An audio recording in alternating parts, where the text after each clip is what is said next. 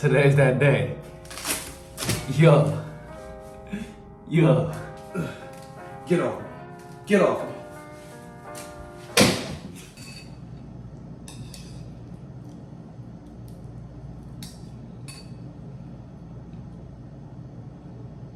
My bad, I get distracted.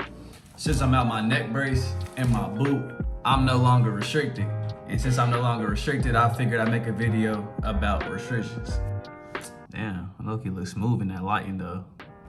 First restriction I want to talk about is mental. This might be one of the most important restrictions if you don't get it checked.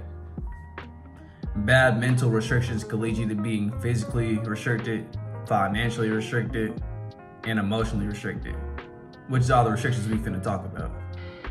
Say you're in a repeated mindset that nothing will get better no matter what you do. So you start giving up. You start doing whatever you want to do. You just go home, mope, get sad, eat, go to sleep. You know, you don't pursue none of your dreams or your career, and you're cool just working the 9 to 5 for the rest of your life, not pursuing a career path. And now since you're thinking negative constantly, it's only right that you're gonna feel negative constantly. It's just gonna follow suit. Now you kind of put yourself in a place of purgatory where you won't do better. I mean, you would only do worse once your mental is like that, but you're more than likely just gonna stick in the same spot of your life the more you continue to think like that and move along those lines.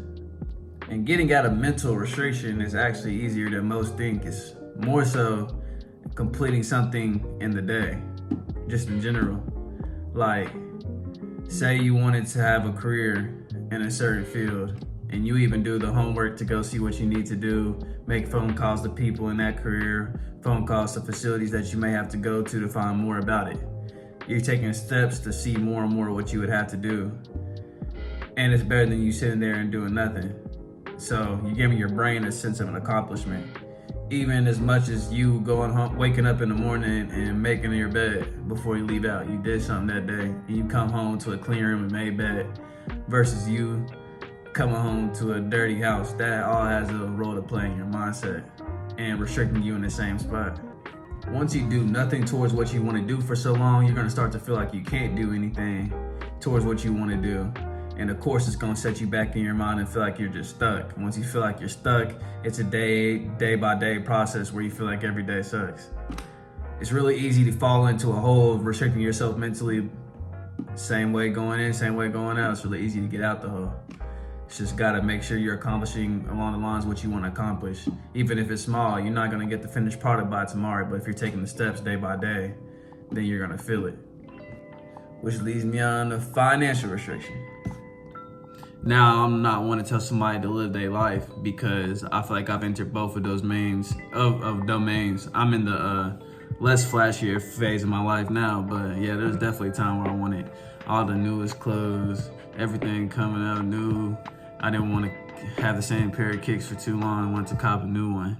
And, you know, that's some people's lifestyle. I'm not saying you can't be happy having that lifestyle. Just know that a lot more is gonna come before you feel like you're financially free if you're not making the ends meet with it all, you know? Like, I will say that you'll probably have an easier time just being happy with having what you need, the necessities, and being able to stack up to invest into other things to build up more money before you just chasing the newest fashion, the newest things coming out. Like, it's kind of insane. Like, Jordans in my size, the ones that I usually buy, because I never get them when they drop, is like $400. And I used to buy pairs of those like for years, like 2-3 years back to back. Like, I was just buying pairs of those. And I'm glad I came to the realization now, because I'm young, but still, it's just like, yeah, I'm not buying another pair of Jordans that cost that much, or probably another pair of Jordans until I have a kid. And then he'll get his pair of Jordans, or she if she wants them. But yeah, it's just things like that. Sometimes you just gotta appreciate having a good life and stacking up to get where you want to, because I want to get to the point where I feel like if something happens to me making money or my job or whatever, you know, I'll be cool for 5-6 months without having one. I want to get that savings. that savings where if something happened tomorrow and I lost all sources of income, like, I got time. Cause when you're spending everything that's your income, that your income is gone, then you probably are having a hard time finding something that helps with that. And that even goes into your pension when you retire. Like, if you keep living that lifestyle where you, like, say you're getting paid all this money, you get paid $300,000 a year, and instead of like buying a somewhat decent house, you know, just chilling in a nice neighborhood somewhere affordable for you, you go a step beyond and you say, oh, I make $300,000 a year, what's wrong with getting me a $600,000-$700,000 house? I'll eventually be able to cover it. Yeah, that's cool, but you still gonna have to work on time for paying that off, and you probably have a plethora of other stuff you're already paying off. And so now it's gonna be set back by the time you'll be able to retire, because you're not really putting up any of that money. A lot of that money is going into mortgage, those cars, if you're leasing them, if you're buying multiple of them, flashy clothes add up, habits, bad habits, nicotine, alcohol, drinking, smoke, whatever you do, like, all that adds up. And then one day you look up when you're 50 and 60 and you'll still be like, damn, I made all this money, but I don't feel comfortable retiring because I don't know if it's gonna be enough to last you. Worse than that, you don't know if you'll have something to really pass off to your kids. So yeah, just more about expanding financial restriction. Depends what your terms of financial restriction is. Like, if it's for you to enjoy life, have at it. Find your own way. Just know that spending on everything that you see in front of you sometimes might not be the way. If it's to expand and give money to your kids and your kids' kids and try to build something to keep on going, then you're gonna have to live a more frugal life. Emotional restrictions. I don't know if you needed somebody to tell you this, but just because something feels weird or very uncomfortable or something unknown to you doesn't mean that it's not the right thing to do still. There's people that won't leave toxic, abusive relationships because the unknown. They don't know. That's all they've known. Like, for 1 year, 2 years, 3 years. If they've been in it, the longer they've been in it, the more harder it's them for to leave. It's like an addiction, like alcohol. The more longer you've been drinking, the harder it is to break it. Cause it's like, dang, like, you get that weird feeling when you leave them. And that feeling don't feel right to you. It's unsettling. But just because you feel some way, feel like it's wrong, feel like it's not right, doesn't mean that you're not doing the right thing. Sometimes you need to listen to this over this. And not just for relationships. Emotions make you do dumb stuff. Emotions, say you get fired from a job. Logically, you know you're supposed to go home and start looking for more jobs. Yes, it sucks, but you know you gotta start getting ready to transition to the next part. So you need to start looking for jobs, X, Y, and Z to get more money or find something to do. Some people, off their emotions, knowing that they need to start taking the next steps, will be like, man, I feel down, everything sucks, everything's not going my way, I'm gonna go get something to drink. I'm gonna get a bottle. Like, that's not gonna help you. You feel me? But they're not thinking logically, they're not thinking rationally with their head, they're thinking with their heart. They're like, man, I don't feel like doing anything. I just got fired from my job. Why would I feel like doing anything? And that's basically how they get to the conclusion that they're gonna drink or smoke or whatever they do to take off the stress that they have. They're trying to get rid of the stress because they're making emotional decisions, which in the end is making it worse. Because I don't know too many people that have made life-changing good decisions off the drink. I don't know too many people that's done that. Emotions will make you lash out on somebody that's actually giving you good advice because you're not trying to hear it because you don't feel like hearing it because you're emotional. Like, someone can give you the answer to your problem. This happens to a lot of people. I see this like on a daily basis. It's like somebody can give you a good answer to your problem and you're gonna feel completely negative about it and might even lash out on them just because you're feeling down and you're moving with your heart instead of your head. So just be emotionally aware of what you're doing and remember to not restrict yourself emotionally by letting it overtake how you move as you take your next steps in life. That shouldn't be the factor of how you moving. Yes, you can feel sad. You can take time to be mad and angry. Don't make any life-altering decisions in that time.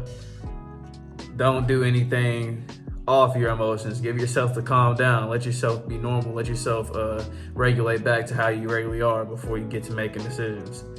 Because some people are spending life in jail off emotional decisions. Some people are dead off emotional decisions.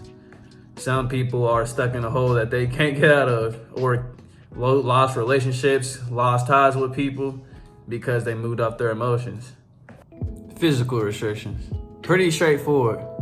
If you look good, you feel good. Just don't come home every day, sit there and eat for months and years, because it's gonna come over time. And then one day look in the mirror and feel sorry and sad because you don't like how you look, you know. If you can't afford a gym membership, I mean, you can always play basketball, run, anything. Just be active. You should be moving around more in the day than you're just sitting still. If your job's sitting at a desk for 8 hours, you definitely don't need to come home and just sit. Some people got dogs. Anything extra with them, you know, you could be throwing frisbee with them, you could be running. If you have a gym membership, use it. And, you know, just be active. Don't look up one day and be sad looking in the mirror like, oh, damn, what the hell I got going on? But other than that, that's pretty much it. Restrictions. I mean, you can restrict yourself, or you might always have some form of a restriction, but you can better them.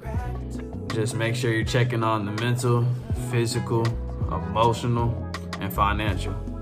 You don't want to live life restricted. You know, we got free will to do whatever we want, so we might as well just work on it to go the best way that we can. Anyway, that's it. It's Shy PTSD. I'm out the neck brace. I'll see y'all later.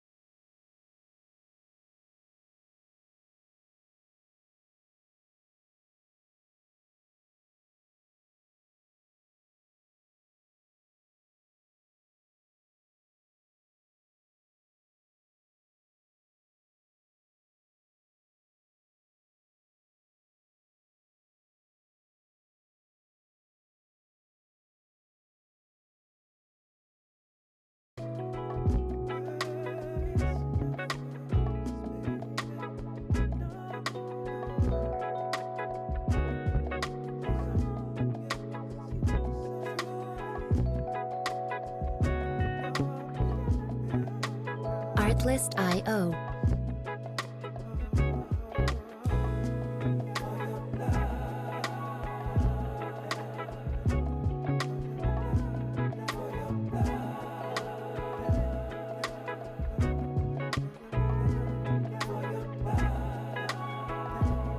Music licensing reimagined.